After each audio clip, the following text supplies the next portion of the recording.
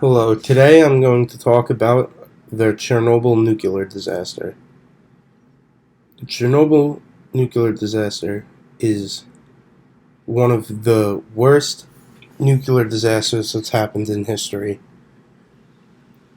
In the year 1986, at the Chernobyl nuclear power station and the USSR, in the settlement of Pripyat, which is 10 miles away from the Ukrainian city of Kiev, the station consisting of 4 reactors that produced massive amount of energy came online and caused a huge explosion that would decimate the area for years to continue. The disasters occurred when technicians at the Unit 4 reactor attempted an experiment. They shut down the power regulating system at the reactor and the emergency failsafe systems. Most of the control rods withdrew their power from the core while allowing the reactor to continue running at only 7% powers. The mistakes then were compounded by several others, and at approximately 1 a.m. on April 26th, a chain reaction in the core went out of control, triggering the explosion, and blew massive amount of shrapnel from the reactor. The main problem was graphite from the reactor core that released large amounts of radioactive material when it caught on fire. The air currents in the country at the time dragged this radioactive material all over the area. Also, a meltdown occurred on top of all of this. The evacuation. The next day, 30,000 inhabitants of Pripyat began to be evacuated. Also, a cover-up ensued. During this time in the Soviet Union, corruption was very high, and no one wanted to take fault that their own people could have caused this. That it had to be a mechanical error, that something had to go wrong with the technology, that it couldn't have been a human error. The Soviet government admitted there had been an accident, but did not admit that it was their own men's fault. By May 4th, both the heat and the reactivity coming from the reactor core were being contained. This caused a huge risk to workers, and many of the workers were lied to about this. They were told that it would be safe as long as they had radioactive suits on, but the radioactive suits were not rated for that high level of gamma radiation, and many of them died shortly after doing work inside Chernobyl. People were also killed in the initial explosions. Some reports state 40 people, some state 50. Later on, a massive amount of deaths happened caused by the radionucleotides, which are radioactive forms of chemical elements. The radioactive material that was released was way worse than anything that was created in Hiroshima or Nagasaki from the atomic bombs we dropped during the Second World War. Reports also say some of the radioactive material was spread by the wind to another area of the Soviet Union called Belarus and Russia. Some reports even state that it reached as far as France and Italy. This was a major news story at the time that was developing for months on end.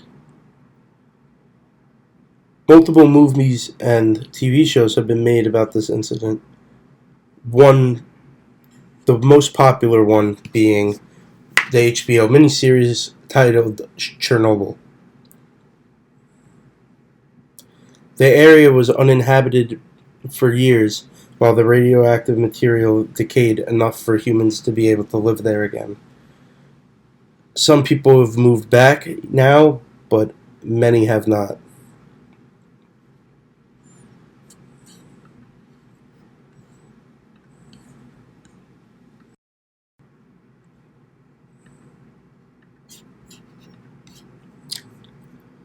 This disaster ended up having even more effects on the wildlife of Ukraine and the rest of the Soviet Union. Ukraine is a very cultivatable area. There are three main zones of natural vegetation that are distinguishable. They are the Polysia, which is the woodland and marsh, the forest steppe, and the steppe. The Polysia lies in the northwest and the north. Near 1/4 of it is covered with wildland, including oak, elm, birch, hornbeam, ash, maple, pine, linden, elder, and to name a few. 5% is also beet bog, and a substantial portion is marshland. To reverse the damage that the Chernobyl incident did to this area, the Ukrainian government has undertaken major efforts to drain these swamplands and reclaim the land for agriculture. The forest steppe, which covers areas south of the Polysia, is 2/3 fertile land that can be used for agriculture. 1/8 of this area is also forests. Now, even further south, there is the normal steppe, which is near the Black Sea and the Sea of Azov, and the Crimean Mountains. It's very flat, treeless plains that make up this area. Very low precipitations and hot summers make irrigation necessary to cultivate this area. Other regions are found near the border of the country, though. Most of the country's forest lands are in the Carpathian region of western Ukraine, near the lower mountain slopes. These are covered by multiple forests and intermediate slopes with pines. This gives the Crimean Peninsula a narrow strip of land. Normally, it's a very unique natural region where both evergreen grasses and shrubs grow, but now, because of the radioactive material, they don't have enough oxygen in the air to make it possible to grow. This also affects the wildlife of the area. Animals now are dying off because of the radioactive material that is in the food supply. So this now moves its way up the food chain. When you have the plants get infected by radioactive material, then the animals begin to eat those plants, and themselves they become sick from the radioactive material. And this goes all the way up the food chain until humans. So the humans are affected by the normal radioactive material in the air, but now also from the food they're eating from this area, because of the radioactive material that has moved its way up the food chain and duplicated itself.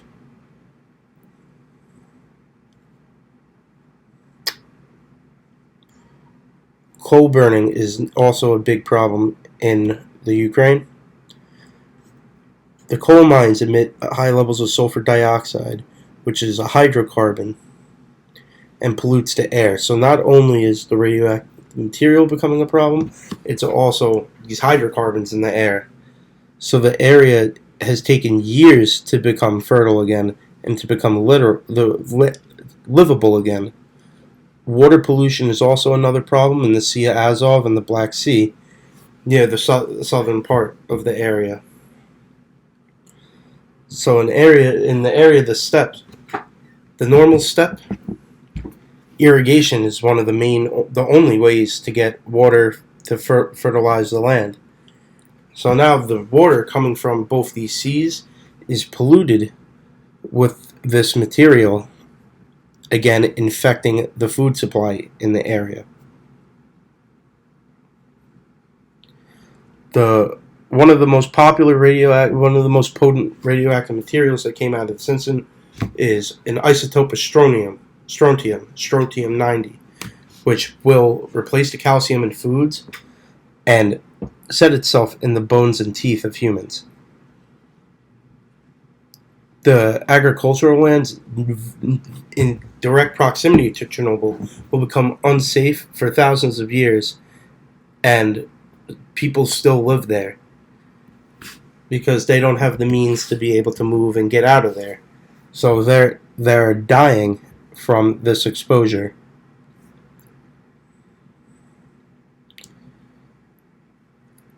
A survey in 2001 shows that most of the people there are still Ukrainian, but also some other groups of people like Russians, Belarusians, Moldovians, and Crimean Tatars have moved into the area because of political strife and other reasons in the area of the world. The language is still mostly the same because of the people that live there.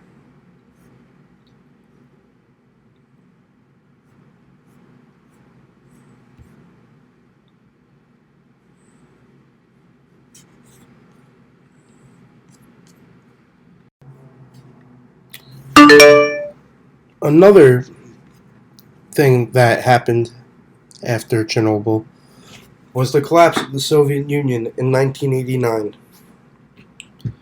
It's not for certain that Chernobyl caused the collapse of the Soviet Union, but many people contributed to such. Even Mikhail Gorbachev, the man who led the Soviet Union in its final hours, states it as one of the reasons or turning point for the possibility that they fell. Gorbachev had many policies, including glasnost, or an openness of ideas and expressions. He was a very popular leader and led to the peaceful ceasing of the Soviet Union existing. Another issue that presented itself after the incident was abortions. Many mothers that were already pregnant or had recently got pregnant before the long-term effects were known from the radiation seeked out to get abortions. Massive amounts of mothers went to Greece, where there was obstetricians that would agree to do these abortions on them. It was not seen as an ethical quandary to do these abortions because of how many people were dying and the severity of the disease.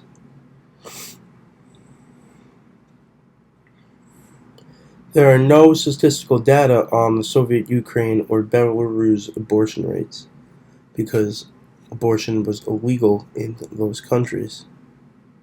But in Italy, slightly above the expected number of induced abortions occurred. This was about 100.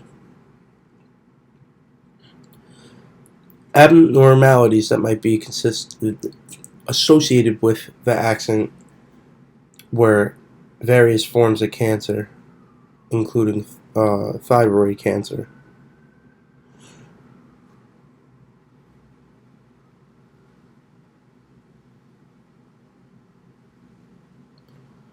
The radiation, when researched, proved to be very fatal in terms of pregnancy anomalies. Organs were being malformed, and teratology was also being discovered and studied.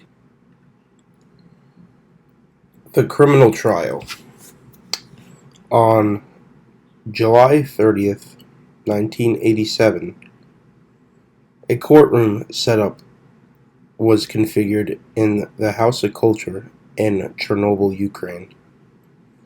5 of the employees from the plant, including former Deputy Chief Engineer Anatoly Dyatlov, the former plant director Viktor Brykodinov, the former Chief Engineer Nikolai Fomin, Shift Director of Reactor 4 Boris Rogozin, and the Chief Director of Reactor 4 Alexander Kovalenko,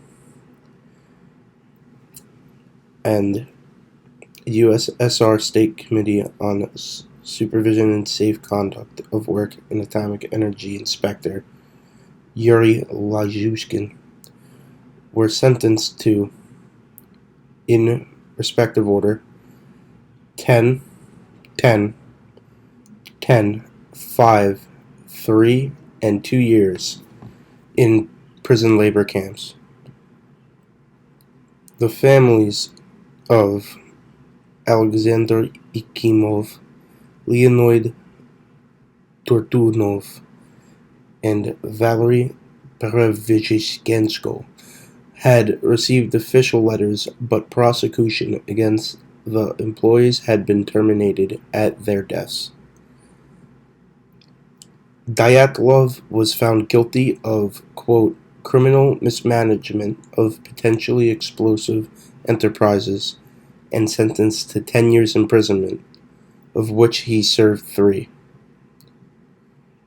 for that his oversight in the experiment played in the ensuing accident. Later, in 1992, Ukraine had declassified a number of KGB documents, which is the Soviet equivalent to the CIA, between the years of 1971 and 1988, related to the Chernobyl incident. These reports mentioned previous reports of structural damages that were caused by negligence, such as splitting the concrete layers, and they were never acted upon. They also document 29 emergency situations in which the plant in this period of time did not act on, 8 of which were caused by negligence on behalf of the personnel. In 91, the Commission of the USSR State Committee for the Supervision of Safety in Industry and Nuclear Power reassessed the causes and the circumstances of the accidents and came to new conclusions based on it. This reviewed that the part of INSAG-1 report, which primary action is given for the reasons of the accident. In this report, earlier accusations against the staff for breach of regulation were acknowledged to be either erroneous or based on incorrect information obtained in August 1986. This report revealed a different view of the main reasons for the accident. According to this account, the operator's actions in turning off the emergency core cooling system and interfering with the settings on the protection equipment and blocking the level pressure in the separator drum did not constitute to the original cause of the accident and its magnitude, although they were still considered a breach of regulations. It was also found the emergency system designed to prevent the 2 turbine generations from stopping was not a violation of regulations. It was found, though, that human factors contributed to the conditions, and these included operating the reactor at a low power level, less than 700 MW,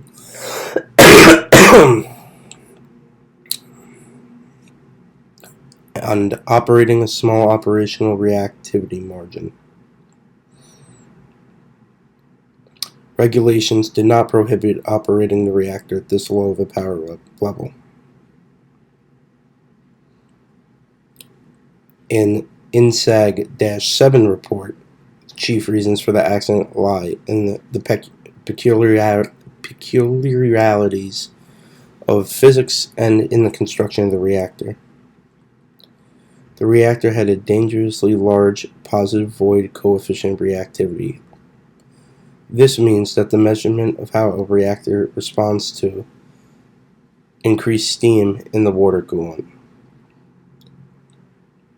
Most reactor designs do have a negative coefficient instead of a positive one. Since the vapor phase in the reactor produces lower power, aka a negative feedback, this is what caused it. Chernobyl's RBMK reactor, however, used solid graphite as a moderator for the neutrons and the water. On the contrary, this makes it act like a hard neutron absorber. Neutrons are much less present, and already they are in the water, which means the evaporation happens at a more of an intense rate, and the neutrons are then able to split uranium atoms, causing the power output and the radioactive material to be spread. Social and economic cost of the disaster. According to the then leader of the Soviet Union, Mikhail Gorbachev, the Soviet Union spent 18 billion rubles, which is the equivalent of 18 billion US dollars at the time, or $35.7 billion in today's money. The money was spent on containment and decontamination, which virtually bankrupted itself. In 2005, the cost of over 30 years for Belarus alone was estimated at 235 US dollars, which is about $297 billion in today's time. The Soviet Union still kept spending, though.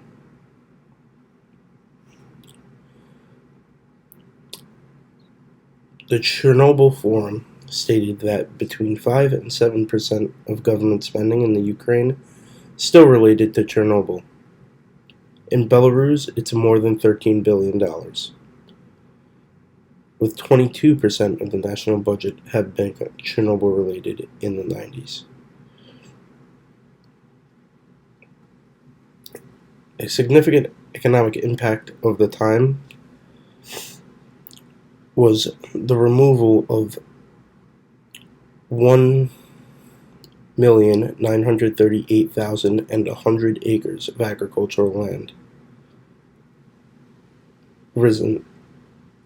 It was risen due to the need for special cultivation techniques, fertilizers, and additives. Politically, this gave a new significance to the policy of glasnost set in place by Gorbachev.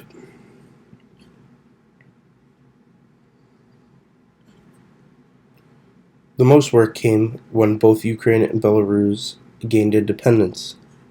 They lowered legal radiation thresholds from the Soviet Union's previous elevated thresholds from 35 rems to around 7 rems, and 1/10 rems per year in Belarus. Following the accidents, there were many questions that arose about the future of the plant and its eventual fate. All work on the unfinished reactors, specifically number 5 and number 6, was halted 3 years later. But the trouble at this plant didn't end with the disaster. The radioactive material still is there today, and cannot be moved due to the fear of radioactive particles spreading once they are moved. The plant is still there today, and you can go visit it, providing that you sign a waiver. But it can affect your health. There are still trace amounts of radiation in the plant itself. Chernobyl was one of the worst disasters in the history of the world, but there's a lot to be learned from it. All over now, there are fail-safes put in place in nuclear plants all over the world so that disasters like this don't happen as frequently. They still happen, like the Fukushima incident in Japan. But maybe we're just a few more meltdowns away from being rid of this type of tragedy.